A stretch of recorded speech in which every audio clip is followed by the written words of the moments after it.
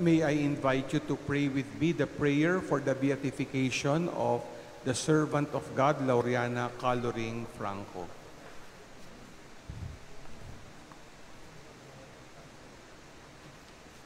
In the name of the Father, and of the Son, and of the Holy Spirit, Amen. Amen.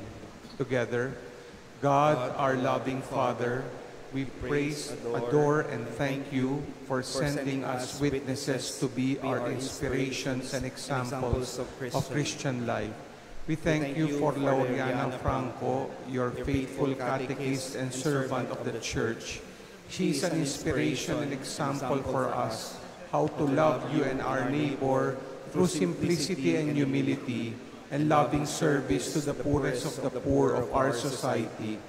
Through her prayers and example, grant us the grace we now pray to you.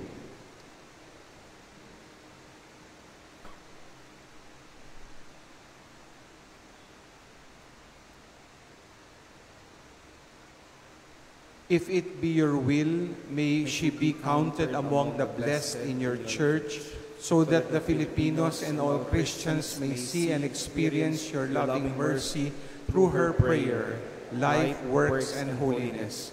We ask this through Jesus Christ, our Lord. Amen. Our Father who art in heaven, hallowed be thy name. Thy kingdom come, thy will be done on earth as it is in heaven.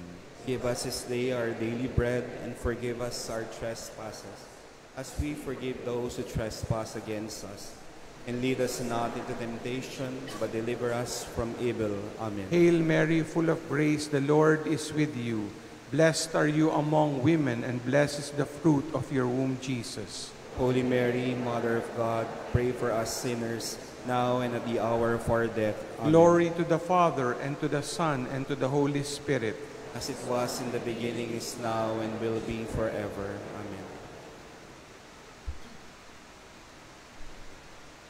The Lord be with you. And with your spirit. The Almighty God bless you all, the Father, and the Son, and the Holy Spirit.